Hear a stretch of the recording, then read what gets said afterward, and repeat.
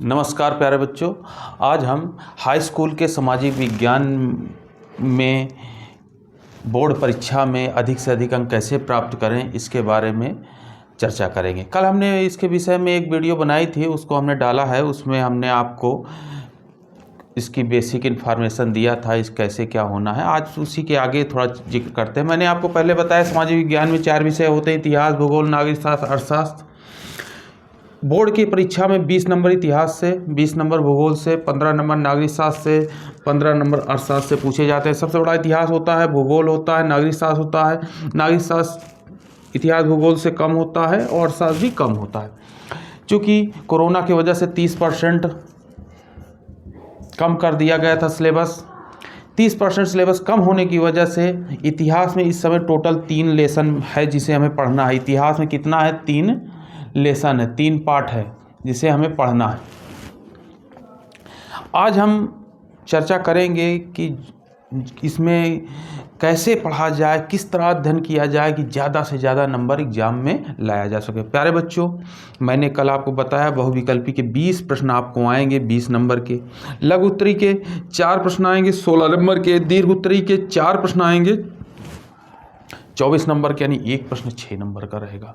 देखिए प्यारे बच्चों, बहुविकल्पी में जो विकल्प सही होता है उसका उत्तर दे देते हैं। इसमें कोई कितने शब्दों का आंसर लिखना है ऐसा कुछ नहीं होता। लघु उत्तरी में हमें 100 शब्द लिखने होते हैं। एक क्वेश्चन का आंसर 100 शब्दों में देना रहता है। 100 शब्दों में हमें प्रश्न का उत्तर देना रहता है। तो हमें, यानी जो बोर्ड की परीक्षा होती है, कम से कम हम उसे यहाँ से पूरा 1 पेज हमें लिखना रहता है। 1 पेज हमें लघु उत्तरी में लिखना रहता है। दीर्घ उत्तरी में कम से कम, लघु उत्तरी में 1 पेज लिखना रहता है और दीर्घ उत्तरी में 3 पेज लिखना रहता है। दीर्घ उत्तरी में कितना? 3 पेज लिखना रहता है। तो ये ध्यान दीजिएगा, कम से कम 1 पेज, इसमें कम से कम 3 पेज लिखना रहता है। थोड़ा बहुत कम ज़्यादा चलेगा, लेकिन बहुत ज़्यादा कि पता चला कि आप लघु उत्तरी को 3 पेज कर दे रहे हैं, दीर्घ उत्तरी को 1 पेज कर दे रहे हैं, तो इससे नंबर कटेंगे।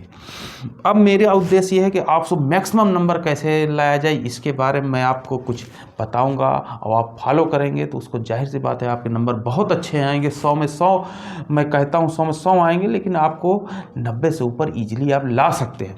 अब बहुविकल्पी मैंने बता दिया, लघु उत्तरी में 1 पेज लिखना है, लगभग 100 शब्दों को लिखना है। अब यहाँ से देखिए, इतिहास से 1 प्रश्न आएगा, भूगोल से 1 प्रश्न, नागरिक शास्त्र से, अर्थशास्त्र। लघु उत्तरी 4 प्रश्न है, चारों से 1-1 आएंगे। दीर्घ उत्तरी के 4 प्रश्न है, चारों से 1-1 आएंगे। बल्कि 2-2 आते हैं, मतलब हमने बताया था ना सभी का 1 अथवा करके आता है, लेकिन आपको 4 ही करने हैं। 8 से 4 करने हैं, यहाँ भी 8 से 4 करने हैं। तो आप इतिहास को ऐसा पढ़ेंगे जिससे आपको लघु उत्तरी दीर्घ उत्तरी भी अच्छे से कर सकें। तो आप कैसे, 3 लेसन है: यूरोप का राष्ट्रवाद, भारत का राष्ट्रवाद। पहला लेसन यूरोप का राष्ट्रवाद, दूसरा लेसन भारत का राष्ट्रवाद। आप पहले यूरोप का राष्ट्रवाद मत पढ़िए, आप पहले सबसे पहले पार्ट 2 पढ़िए, भारत का राष्ट्रवाद। पार्ट 2 क्या है? भारत का राष्ट्रवाद, ये पार्ट 2 है। इसको आप पढ़िए। इसको पढ़ेंगे जो भारतीय राष्ट्रवाद में भारतीय राजनीति के बारे में दिया गया है, भारत की आज़ादी के बारे में दिया गया है, गांधी जी के बारे में दिया गया है, असहयोग आंदोलन दिया है, सबने अवज्ञा आंदोलन के बारे में दिया गया है, भारत छोड़ो आंदोलन के बारे में दिया। तो ये आप पढ़ेंगे, इससे एक बड़ा प्रश्न मिलेगा जिसे दीर्घ उत्तरी कहेंगे, और लघु उत्तरी के भी इसी से प्रश्न मिल जाएंगे आपको। तो सबसे पहले आप यहाँ से चालू करिए। प्यारे बच्चों, ऐसी चीज़ पढ़िए जो आपको पहले, अब चूँकि यूरोप का राष्ट्रवाद विदेशी इसमें पढ़ना है, रूस, फ्रांस, ये सब पढ़ना है, जर्मनी, ये सब पढ़ना है, तो वहाँ से आप थोड़ा सा कंसेप्ट बनाने में आपको दिक्कत होगी। और आपको एक ही प्रश्न का, इतिहास का 1 प्रश्न करना है, तो वहाँ से भी 1 प्रश्न आएगा, यहाँ से, या उसको करिए या इसको करिए। तो भारत के राष्ट्रवाद को आप बहुत अच्छे से पढ़िए। ये मान चलिए कि भारत का राष्ट्रवाद, सिर्फ ये लेसन आपने पढ़ लिया, इतिहास में 1 लेसन आपने पढ़ लिया भारत का राष्ट्रवाद, ये लेसन भारत का राष्ट्रवाद। तो आप मान लीजिए कि 90% आपने इतिहास पढ़ लिया, 75% से अधिक आपने यहाँ से आपका क्वेश्चन बन जाएंगे। अब इसको छोड़िएगा नहीं, आप इसको कर लीजिए। यही नहीं, मानचित्र में भी इसी से बनते हैं प्रश्न। पूछ लेगा कि ये अधिवेशन कब हुआ, कहाँ हुआ, इस तरह करके इसमें फिल करना है। तो यहाँ से भी आपको भारत के राष्ट्रवाद को बहुत अच्छे तरीके से पढ़िए बच्चों। आप अभी तक सारे विषय को पढ़े हैं, लेकिन इतिहास, भूगोल, नागरिक शास्त्र, अर्थशास्त्र को आपने अवॉइड किया है। इसको हल्का विषय मान के लोग इसको अवॉइड करते हैं, लेकिन यही एक विषय है जो आपका बेड़ा पार करेगा, आपका परसेंटेज काफ़ी जंप कराएगा, नहीं तो परसेंटेज आपका डाउन मार जाएगा। अन्य विषय में मान लीजिए आपने 80% लाए हैं, इसमें आपने 60% ला दिया, तो जाहिर सी बात है ना कि नीचे आ जाएगा परसेंटेज। तो इस वजह से आपको इसमें अब समय देना है। मैं नहीं कहता कि इसमें आप 4 घंटा दीजिए, मैं सिर्फ आपसे इतना मांग रहा हूं कि आप इसमें 45 मिनट पर डे कम से कम, मैक्सिमम 1 घंटा, 1 आवर, 1 घंटा आप इसमें देंगे। 45 से 1 घंटा का समय आप इसमें देते हैं तो आप इसको मॉर्निंग में, मैं सिर्फ आपसे 15 मिनट का समय मांगता हूं कि आप सामाजिक विज्ञान को सिर्फ 15 मिनट देंगे। 15 मिनट में क्या करना है मैंने कल चर्चा कर लिया था। सारे बहुविकल्पी प्रश्नों को आपको विद्या क्वेश्चन बैंक खरीदनी है। विद्या क्वेश्चन बैंक के सारे बहुविकल्पी प्रश्नों को सबसे पहले इतिहास से चालू करिए। इतिहास के पाठ 2, पाठ 1 ही कर लीजिए। पाठ 1, 2, 3 लेसन है, तीनों बहुविकल्पी आप नोट कर लीजिए। 3 पेज में ही ख़त्म हो जाएगा, 3 पन्ने में ख़त्म हो जाएगा। इसको लेके और इसको पर डे आप 15 मिनट मेमोराइज करेंगे, 15 मिनट पढ़ेंगे पर डे। 15 मिनट पर्याप्त है। पर डे 15 मिनट सामाजिक विज्ञान को सुबह सुबह पढ़ लीजिए, जैसे समय मिले उठिए पढ़ लीजिए, फ्रेश होने के बाद पढ़ लीजिए, स्कूल जाने के पहले पढ़ लीजिए, लेकिन पर डे पढ़िए। रेगुलर पढ़ेंगे आपको ये बहुविकल्पी 20 प्रश्न कहीं नहीं गए हैं, ये आपके तैयार हो जाएंगे। और ये मानचित्र वाले भी इसी जैसे रहते हैं, तो भरने रहते हैं, वो मैं बाद में बताऊंगा। तो ये भी आपके तैयार हो जाएंगे। इस तरह आपको मैक्सिमम नंबर आप इतिहास का पहले आप पहला लेसन पढ़िए, भारतीय राष्ट्रवाद आप पढ़िएगा। मैं इसको कल फिर बताऊंगा इसके बारे में। भारत के राष्ट्रवाद बहुत ही अच्छा लेसन है, आज़ादी से चालू होता है। महात्मा गांधी के बारे में पढ़िए, महात्मा गांधी ने कौन कौन सा, कब वो गए साउथ अफ्रीका गए थे वो एक मुकदमा लड़ने के लिए। मुकदमा लड़ते लड़ते वहाँ काले गोरों में के लड़ाई देख के उनको अच्छा नहीं लगा, उससे व्यथित हुए। फिर वहाँ वो रुक के उन काले गोरों का मतलब अंग्रेज और नॉन अंग्रेज, ब्रिटेन के लोग, और जो दक्षिण अफ्रीका या भारतीय काले कहते हैं, और वो काले गोरों के झगड़े को ख़त्म करने के लिए, इनके जो भेदभाव खत्म करने, वहाँ आंदोलन चलाया। वहाँ उन्होंने कई साल रुके। जब भारत आए 1916 में, तो 16 वहाँ सबसे पहले वहाँ उन्होंने सत्याग्रह का प्रयोग किया। सत्याग्रह वहाँ जो सफल हो गया, तब वो भारत आए, और भारत में आके फिर वही जो सफल सत्याग्रह को भारत में अप्लाई किया, और यहाँ तरह तरह के आंदोलन किए। जितने भी आंदोलन किए उसको इस आंदोलन में भारत के राष्ट्रवाद वाले लेसन में आपको मिलेगा। यहाँ आते ही उन्होंने जैसे किसानों के लिए आंदोलन किया, खेड़ा में किया किसानों के लिए आंदोलन, अहमदाबाद में मिल मजदूरों के खिलाफ आंदोलन किया। फिर उन्होंने असहयोग आंदोलन किया, 1920 में किया। 1930 में समन्वय अवज्ञा आंदोलन किया। अंत में उन्होंने भारत छोड़ो आंदोलन 1940 में किया। इस तरह ये आप यहाँ पढ़े 1942 में भारत छोड़ो आंदोलन उन्होंने किया। इस तरह आप पढ़ेंगे, ये लेसन आपके समझ में आएगा, सब कुछ समझ में आएगा। महात्मा गांधी के बारे में समझ में आएगा, और इनके साथ साथ जो और लोग थे उनके बारे में समझ में आएगा। आप यहाँ से कि जैसे चौरी चौरा कांड क्या है, जलियांवाला बाग हत्याकांड क्या है, ये सब आप इसको भारत के राष्ट्रवाद को विद्या से पढ़ेंगे। विद्या से बहुत हो गया, आप किताबें मत लीजिए, क्योंकि मैं देखता हूँ यूपी बोर्ड के बच्चे किताबें बहुत कम लेते हैं। तो आप सिर्फ विद्या लीजिए, पतली सी किताब है, उसी में सब आपको प्रश्न उत्तर दिए हुए हैं, आप पढ़िए। बड़े प्रश्न मैं आपको नहीं कहता याद करिए, आप पढ़िए, बार बार पढ़िए। आप पहले पढ़िए, फिर मैं बताता हूँ कैसे उसे याद करना है। याद करना ही नहीं है, कौन कहता है याद करना? याद करने वाला मैंने बता दिया कि आपको बहुविकल्पी को याद करना है। इसको आप लेसन वाइज लिखते जाइए, प्रश्न लिखिए, उसका उत्तर लिखिए।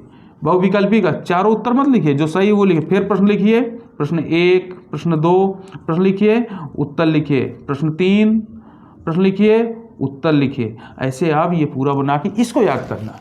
इसको आप याद करने के मतलब पर डे आप पढ़िए, मॉर्निंग में आपको याद हो जाएगा। इसको भी मैं नहीं कहता कि आप उसको रट्टा मारिए, गांधी जी का जन्म कहाँ हुआ पोरबंदर, गांधी जी का जन्म कहाँ हुआ पोरबंदर पर, ऐसे नहीं। गांधी जी का जन्म कहाँ हुआ? पोरबंदर में। अगले आ जाइए, ये दूसरा प्रश्न, असहयोग आंदोलन कब हुआ? असहयोग आंदोलन 1920 में हुआ। गांधी जी ने कौन सा आंदोलन किया?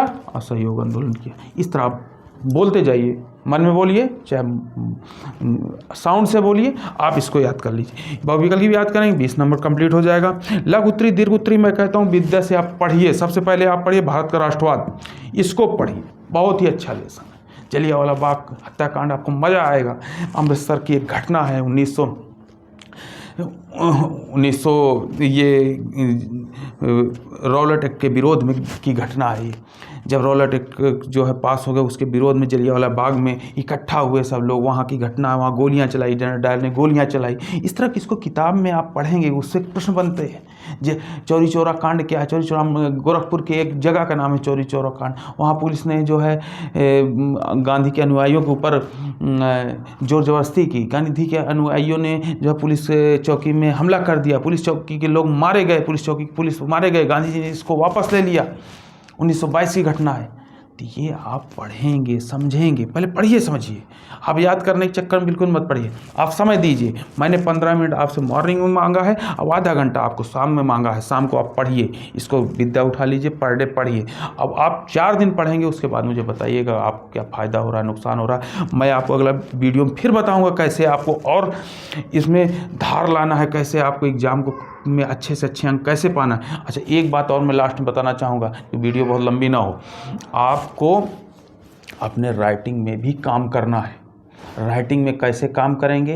पहले तो आपकी राइटिंग अच्छी, ये भ्रम से निकाल दीजिए दिमाग से कि मेरी राइटिंग ख़राब है तो ख़राब ही रहेगी, मैं गधा हूँ तो गधा ही रहूँगा। ये बिल्कुल निकाल दे। हर चीज़ की सुधार होती है, हर चीज़ सुधर सकती है, हर चीज़ अच्छी हो सकती है। यकीन नहीं आता तो 10 दिन लिख के देख लीजिए। बना के लिखिए, धीरे धीरे लिखिए। कोई चीज़ लिख रहे हैं, धीरे धीरे लिखिए। आप एक शब्द लिखने में 1 मिनट लगाइए, आप ऐसे धीरे धीरे बनाइए, आपकी अच्छी राइटिंग बनेगी। मेरी भी बहुत अच्छी राइटिंग नहीं है, मैं ये नहीं कहता मेरी अच्छी राइटिंग, लेकिन आप धीरे धीरे लिखेंगे तो राइटिंग आपकी सुधार होती जाएगी। आप कोशिश करिए कि एक प्रश्न उठाइए, प्रश्न पढ़ लीजिए, उसके बाद उत्तर पढ़ लीजिए, और उसके बाद किताब को जो विद्या क्वेश्चन बैंक उसको बंद कर दीजिए, उसके लिखने का प्रयास कीजिए। जो भी आपने समझा है, जो भी आपके अपने भाषा में लिखिए। जरूरी नहीं कि उसकी भाषा को आप रिपीट करिए, उसकी लैंग्वेज को आप रिपीट करिए अपने भाषा में। मान लीजिए आ गया कि चौरी चौरा के बारे में क्या है, तो आप आराम से लिखिए अपने बारे में। चौरी चौरा गांधी जी के अनुयायी थे, जा रहे थे, पुलिस वाले ने रोका, मारा, वो नाराज़ हुए, गुस्सा हुए, दोनों झड़प हुई, ये हुआ वो हुआ, अंत में उन्होंने जला दिया। जलने के बाद जो है मर गए 20-22 लोग, पुलिस वाले मर गए। कुछ भी आप लिखते जाइए, 1 पेज भरना है, चूँकि लघु उत्तरी प्रश्न है, 1 पेज आप भरिए, अपनी भाषा में भरते जाइए, और उसके बाद बना के राइटिंग लिखते जाइए।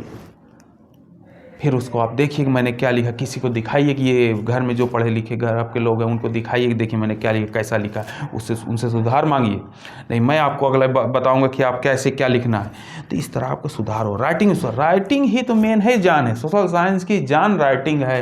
एग्जाम में नंबर राइटिंग के ही मिलते हैं, यहाँ राइटिंग के नहीं मिलते। जो बहुविकल्पी प्रश्न है, ये सब तो राइटिंग के प्रश्न है भैया। लघु उत्तरी, दीर्घ उत्तरी, यहाँ राइटिंग के ही नंबर मिलते हैं। तो राइटिंग आप सुधरेगी, अच्छी सुधरेगी। आप कोशिश तो करिए। बच्चों, ये वीडियो अच्छा लगा हो, शेयर करिए, सबको बताइए, दिखाइए। ज़्यादा से ज़्यादा नंबर लाने हैं, 100 में 100 अंक लाने हैं इस बार बोर्ड की परीक्षा में। इसलिए आप इसको और लोगों को बताइए, दिखाइए, सब्सक्राइब करिए इस चैनल को। थैंक यू बच्चों।